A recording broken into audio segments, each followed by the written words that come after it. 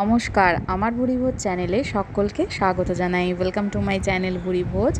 আজকে তৈরি করব ঠাকুর বাড়ির একটা স্পেশাল পদ। এটা প্রজ্ঞা সুন্দরী দেবীর তৈরি একটি পদ। তো চলুন দেখে নিই কীভাবে তৈরি করব। লাউ আর আলু ডুমো করে কেটে রেখেছিলাম।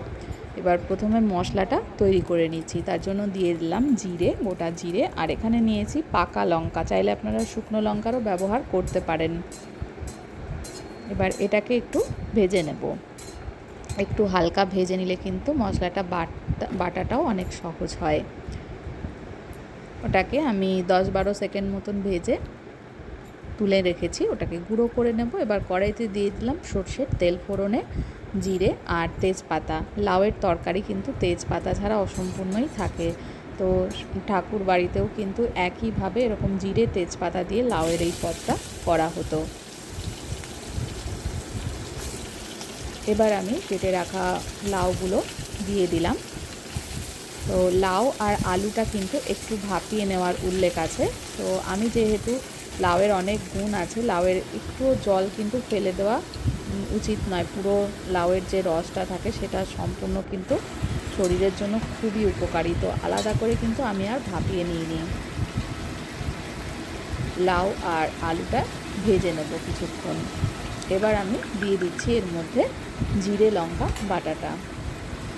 জিরে লঙ্কা বাটাটা দেওয়ার পরে এবার দিয়ে দিচ্ছি ধনে গুঁড়োটাকে একটু জলে আমি ভিজিয়ে রেখেছিলাম। চাইলে আপনারা গোটা ধনে বেটেও নিতে পারেন। এবার মশলাটার সাথে লাউটা দিয়ে একবারে কষিয়ে নিতে হবে খুব ভালো করে।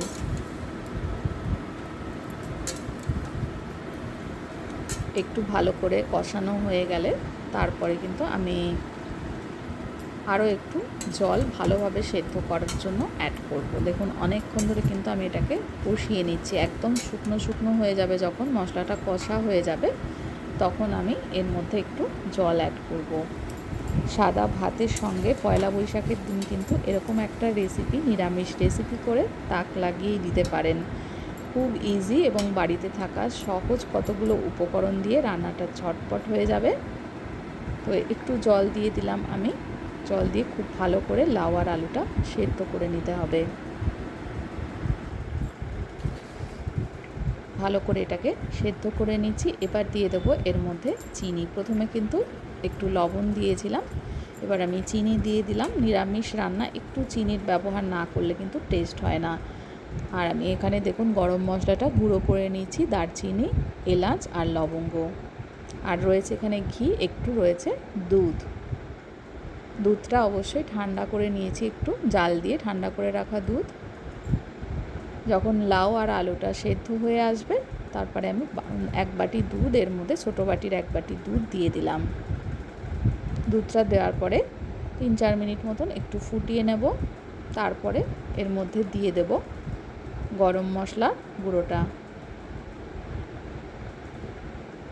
এবার ঝোলটাকে কিন্তু আরও একটু ঘন করে নিতে হবে।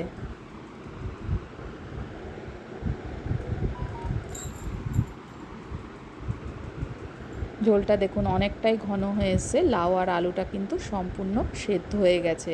এটা ঠান্ডা হলে কিন্তু আরেকটু শুকিয়ে যাবে, তাই এই অবস্থাতেই একটু ঘি দিয়ে এটাকে মিশিয়ে নিয়ে কিন্তু গ্যাসটা অফ করে দিতে হবে। আমি এখানে গরুর দুধ জাল দিয়ে ব্যবহার করেছি, চাইলে আপনারা নারকেলের দুধও ইউজ করতে পারেন। এবার নাবানোর আগে একটা চেরা কাঁচা লঙ্কা দিয়ে দিলাম, এর একটা ফ্লেভার থাকবে এর মধ্যে। এবার গ্যাসটা অফ করে দিয়ে এটাকে সার্ভ করে দেবো।